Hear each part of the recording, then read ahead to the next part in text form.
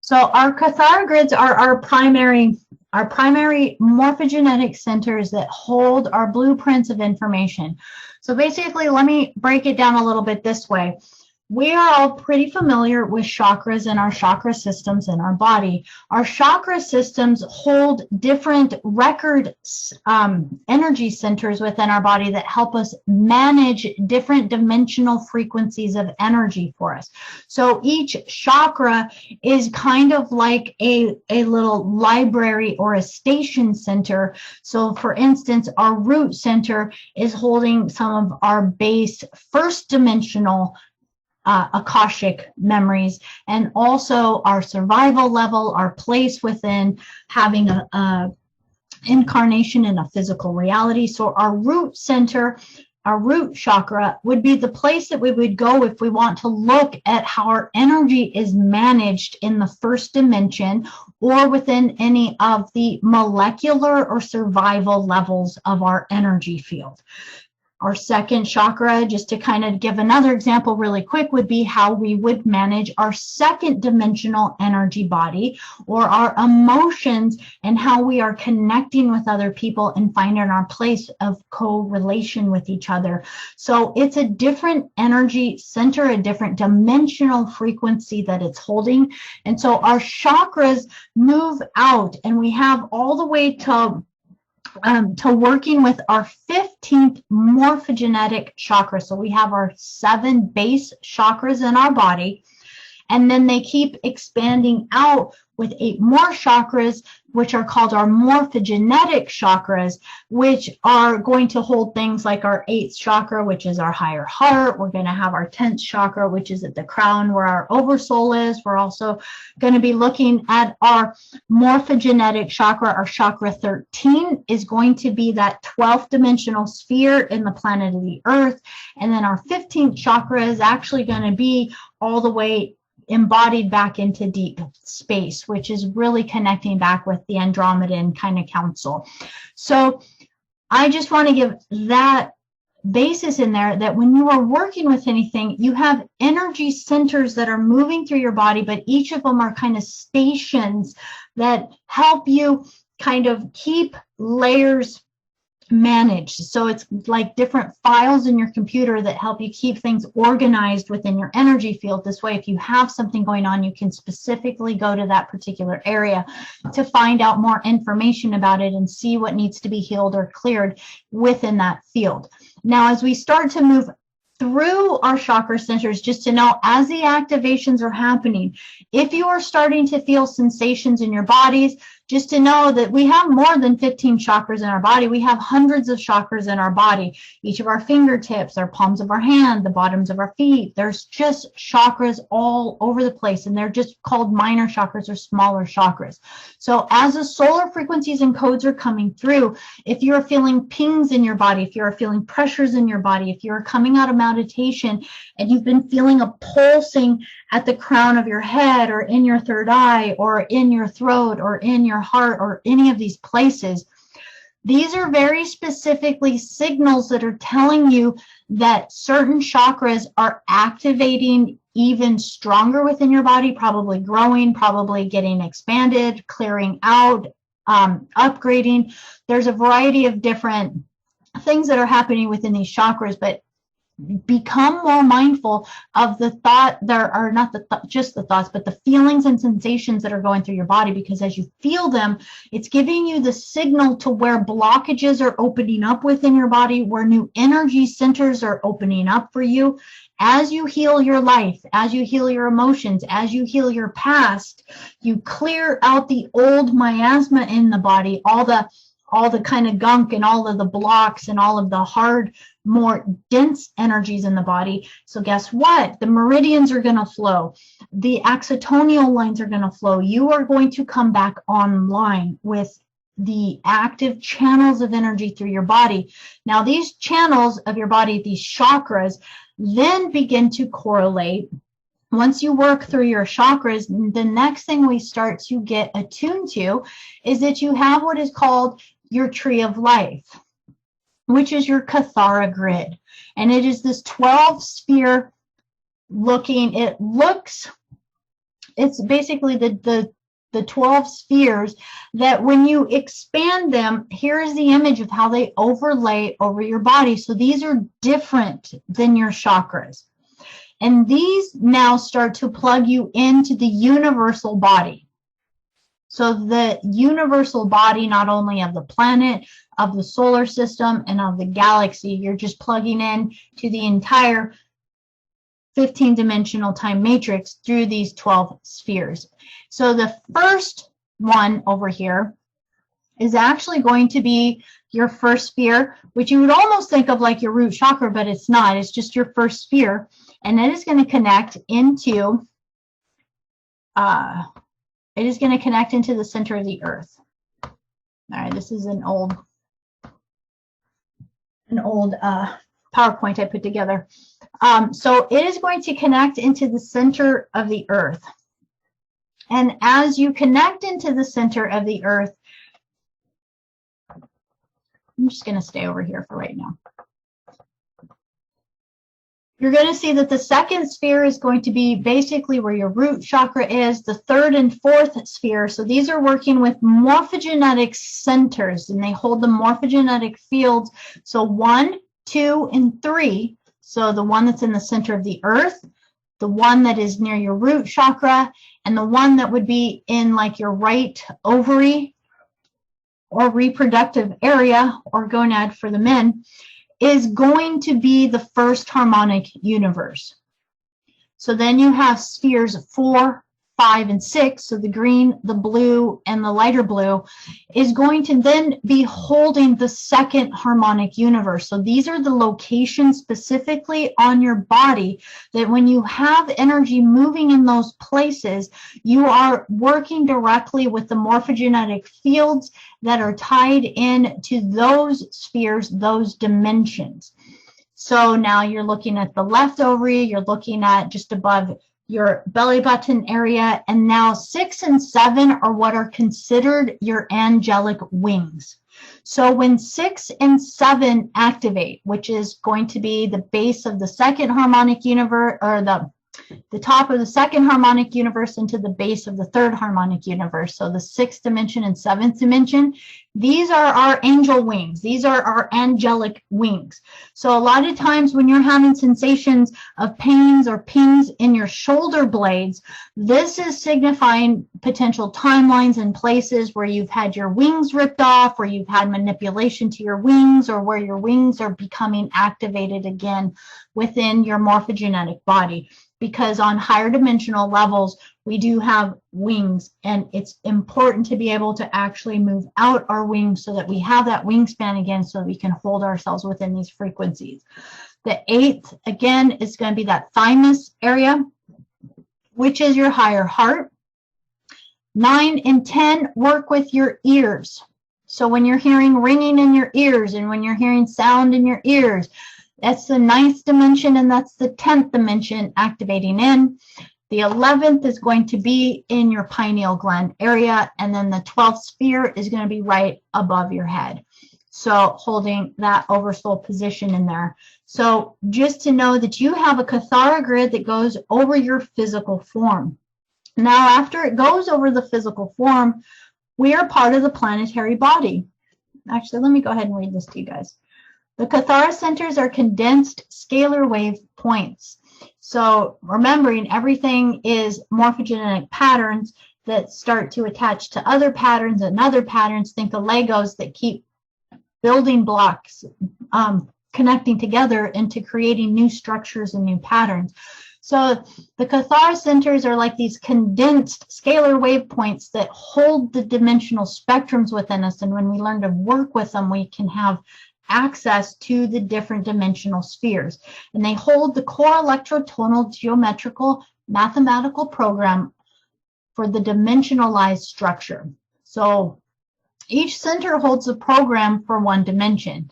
And as they kind of activate within us, they help us reset our templates for each of the dimensions within our body. When you reset a template, you then allow your consciousness to have access to the information in that dimension once again. What that means is that when you activate one of the spheres, so we've had access to 1, 2, and 3, but as say the 4th dimensional sphere activates, then you will start to get access to 4th dimensional consciousness. When the 5th sphere activates, that template again, you have access to 5th dimensional consciousness, and so on and so forth. As each sphere rehabilitates the template, then you therefore have the ability to accept the consciousness, to be able to process that consciousness again and have an understanding of it, rather than it just being tons of codes that we don't get. Right now, most of the time when we're tapping into the higher dimensional frequencies, we just sense them as geometry, sounds, vibrations, feelings, codes, because our consciousness hasn't totally clicked to the place where it's just a huge, oh, I know exactly what all of those codes, symbols, and all of that means right now. We're still developing ourselves to house the consciousness of, say, the 9th sphere, the 10th sphere, the 11th sphere, and so on and so forth.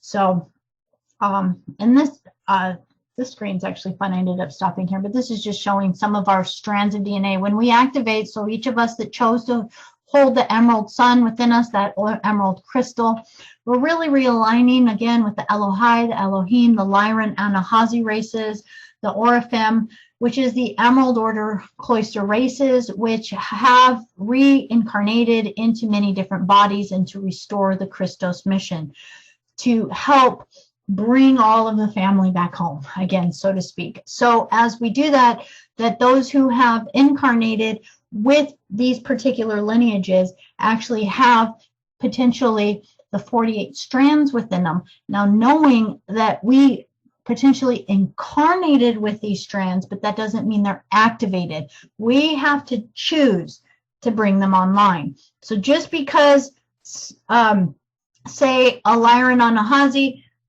went into lower density and incarnated into a human body, holding the capability of 48 strands, the majority of them are going to be dormant. That being may have come in with 3 strands activated, maybe 6 strands activated. But the thing is that many of the higher angelic forms, even incarnating into this cycle, sometimes forget themselves and lose themselves for many cycles before they wake up. So just because you come with the cells or the DNA dormant in you doesn't always mean you activate them. We have to consciously choose to walk the path of clearing up the density so that we reinstate the morphogenetic templates back into the spheres of our Cathara grid so that we reactivate those dimensions of consciousness. The strands of DNA specifically correlate to the spheres. So again, if you activate the 3rd strand of DNA, then you can have consciousness in the 3rd dimension. The 4th strand of DNA is consciousness in the 4th dimension. The 5th strand of DNA, consciousness in the 5th dimension, and so on and so forth. So the strands of DNA work in correlation with the morphogenetic spheres of our Cathara grid to really, you can always just think of strands of DNA as well as Cathara grids, spheres, and chakras as capabilities for housing and developing our capability to expand our consciousness. And I will never stop saying that I feel the most important, powerful way that we can really develop this energy is through our dreams, is through remembering our dreams, is to learning to wake up in our dreams, to learn to get out of body and to move our consciousness continuously into other forms so that we remember that we are more than just our body. So with that, just very quickly, the Cathara grid on the planet is then going to expand to locations on the body of the planet. So we're going to have Halley and Cyprus, and I apologize, I don't have the other form where it actually shares where these places are a little bit better. But so Cyprus you're going to have in the Middle East, then you're going to have Sarasota, Florida, and the Easter Islands. And the second one, the third one is going to be Bermuda and then South Africa. The fourth one is going to be Egypt. And Aguas Calientes. I have to look that up again. It might be in Brazil. And then fifth sphere is going to be the Vatican and Machu Picchu in Peru. Then you're going to have the sixth one, Moscow in Russia, and then the Thar Desert. Then you got China and Lop Nur. And I apologize, I don't know Abaddon and Basara. And then the Vale of Pusey in the island. And then the last one is Mossinger, which is in south of France and Kauai.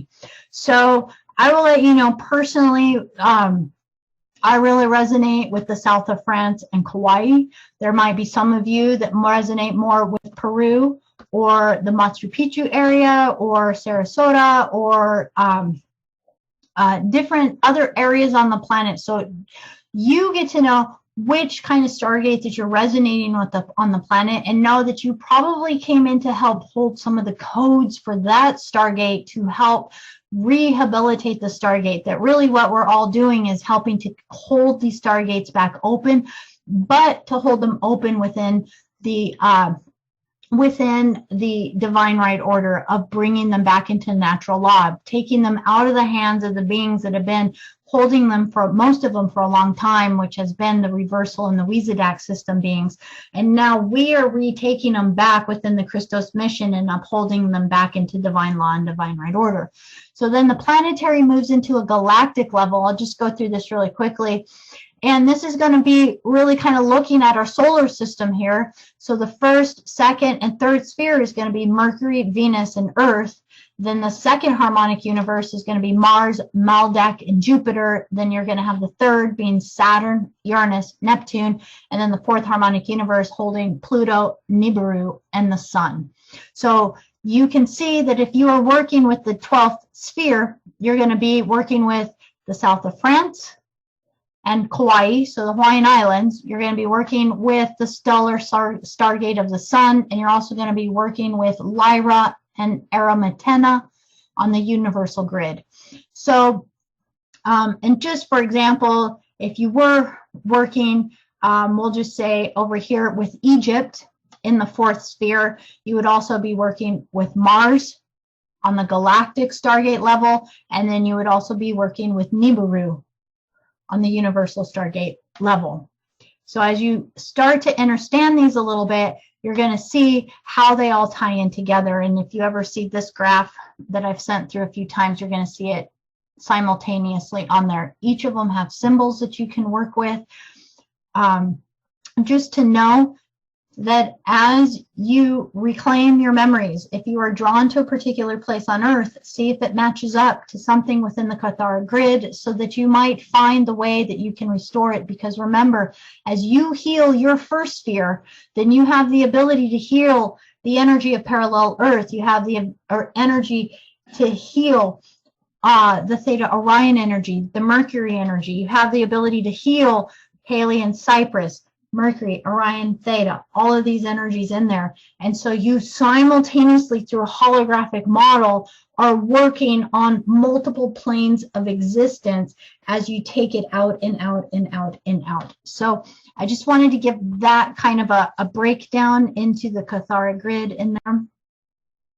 And I will stop pounding your brain with a bunch of information. So this evening, I invite each and every one of you to really take some time to go into becoming aware of your body. What we're guided to do is become aware, so attuned to your body. What is your body going through? What is your body sensing? What has your body been telling you? And allow yourself to then go into that location of the body. Start to become aware of maybe what chakra that body is connected with. Become aware of potentially if it's near one of the morphogenetic spheres of the Cathara grid. Also become aware if you are being drawn to specific areas on the planet or specific planetary systems or specific places that are calling your awareness that are in conjunction with the Cathara grid, the tree of life. Because as this happens, it's bringing you to your cellular memories in your DNA that are connected to that timeline. so that you can therefore go in. And then when you find those places, whatever memories come to you, whatever ahas come to you, just remember they all come in bits and pieces. All of a sudden, you might just be so drawn to Egypt. I need to know about Egypt. I need pyramids, everything pyramids. I see the pyramids and I'm really drawn to them. And then there might be an awareness that after that comes, then all of a sudden something falls into your lap or some new information comes and you feel all the confirmation on your skin, or you feel your heart light up as soon as you hear it, or you feel the energy in one of your chakra points on the crown of your head. You need to find your places where you're receiving your ahas and where you're getting your validation signals. So, for instance, I can know when I'm spot on something because my entire body lights up in a particular way. That is how the guardians communicate with me, and my higher self moves through, is I feel sensations through my body and through my heart center.